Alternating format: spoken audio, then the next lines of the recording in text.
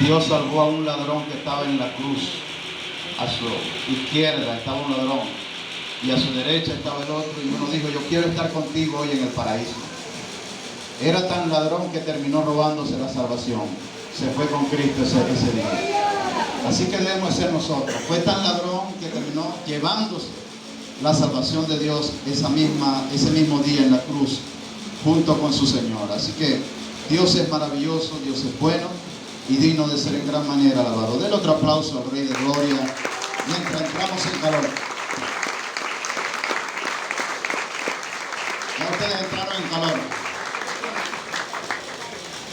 Pero yo sé que Dios tiene grandes cosas para nosotros en este día. Damos gracias a Dios, estamos contentos con lo que Dios está haciendo en nuestras vidas. Yo quiero que vamos al libro de Marcos. Libro de Mateo, capítulo 16. Todo el que tenga Biblia allí. Y si alguien la puede compartir con el que está al lado, mejor todavía. Mateo 16.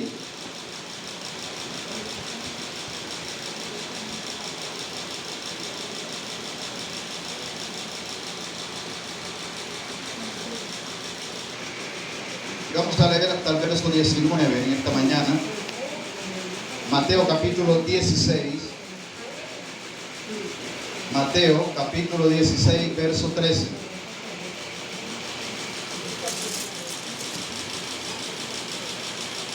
La confesión de Pedro tiene como subtítulo.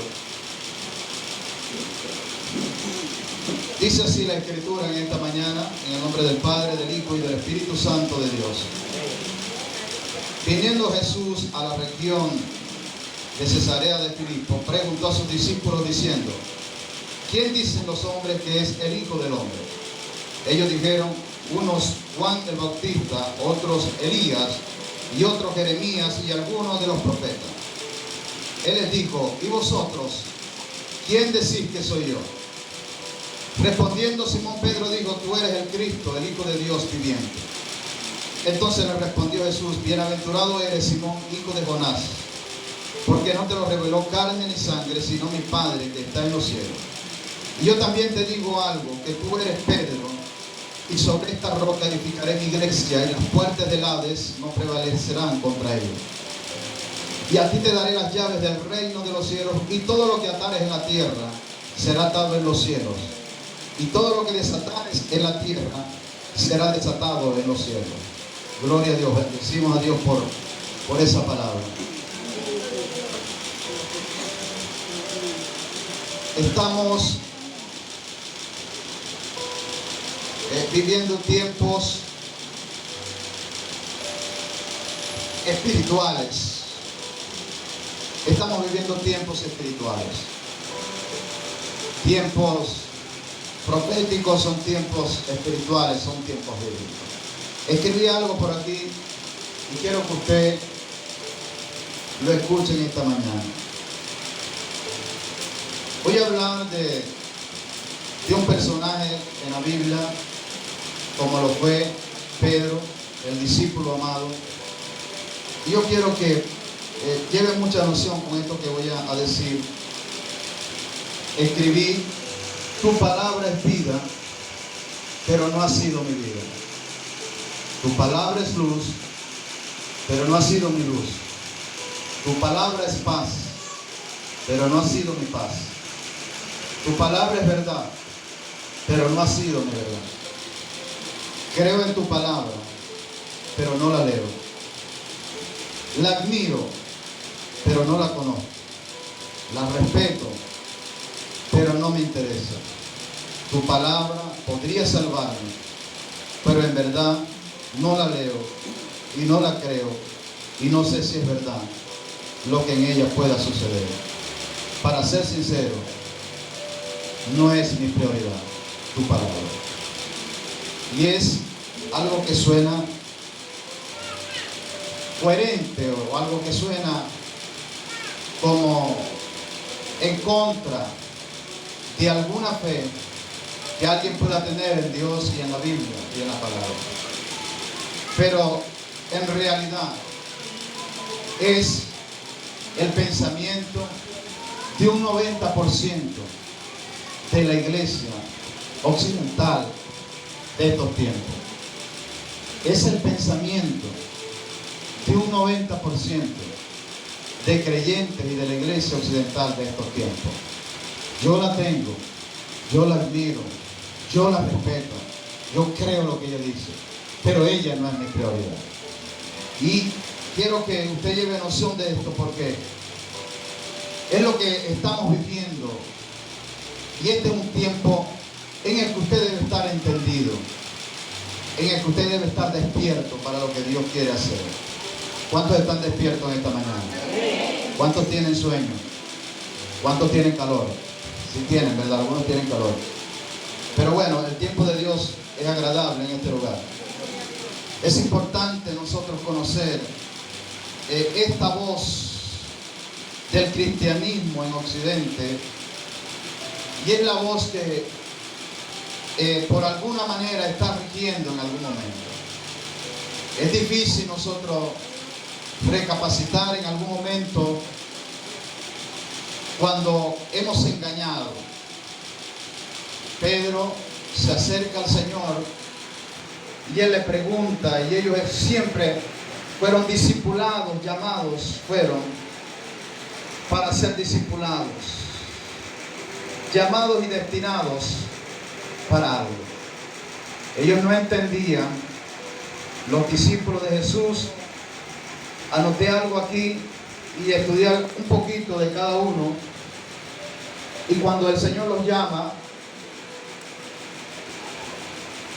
discípulos, y se les llama discípulos porque son seguidores, no solamente de alguna verdad o de alguna veracidad, sino discípulos para que fueran cercanos a Jesús, para que estuvieran cerca de Jesús.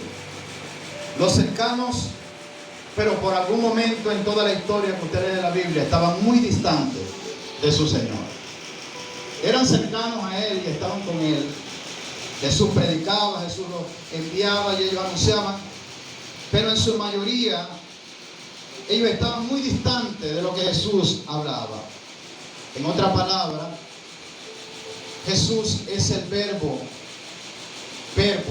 hecho carne.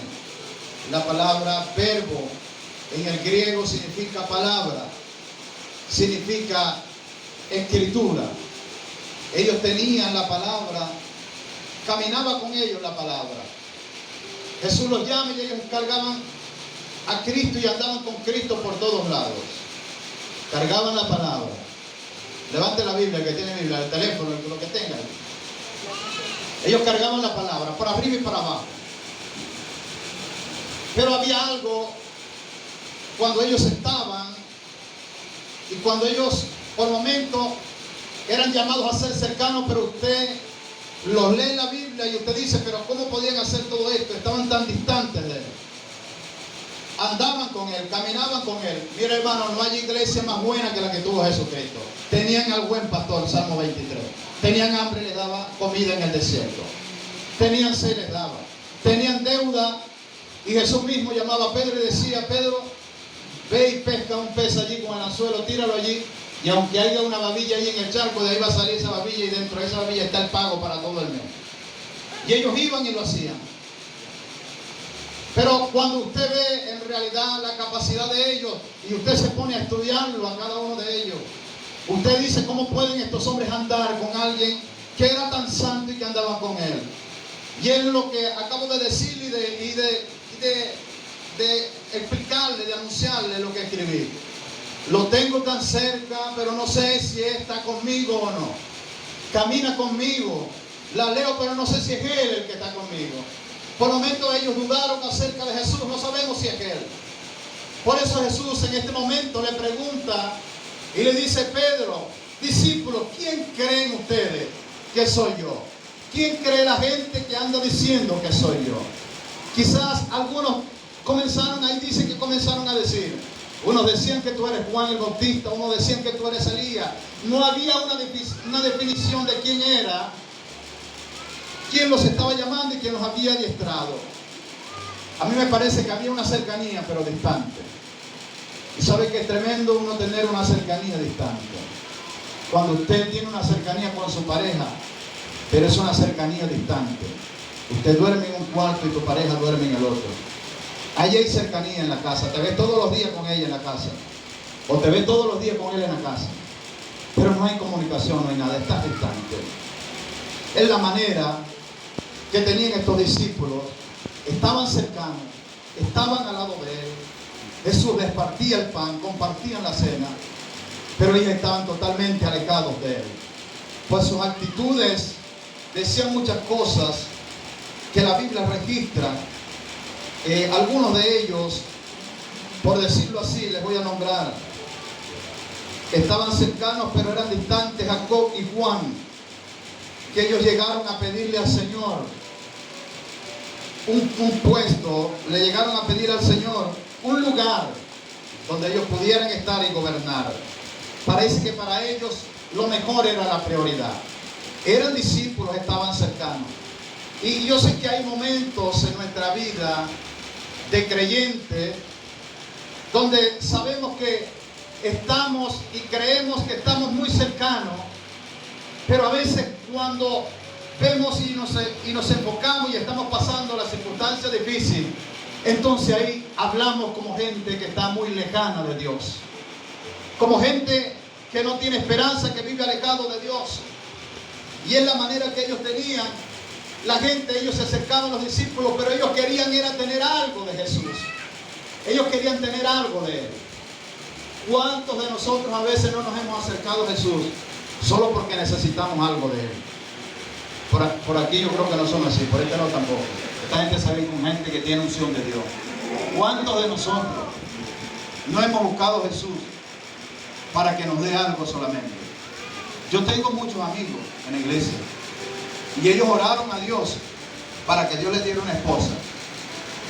Dios les presentó, mire hermano, los que querían esposa blanca ayunaban por una blanca y Dios les daba esposa blanca. Dios les concedía eso. Los que querían esposa morena ayunaban y Dios les daba una morena. Pero después que Dios complace el corazón del hombre. El hombre vive cercano mientras necesita algo de Dios. Pero cuando tú dejas de necesitar algo de Dios y que Dios te concede la petición de tu corazón, entonces el hombre se aleja de Dios. Lo sigue distante, lo sigue a su manera.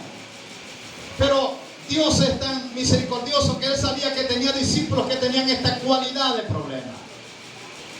Ellos estaban en la iglesia, ellos iban al templo. Ellos, cuando Cristo abría Isaías 61, donde la palabra dice: la luz ha venido, el Espíritu del Señor está sobre mí porque me ha ungido Dios para anunciar buenas noticias. Ellos estaban allí, ellos se golpeaban la cabeza.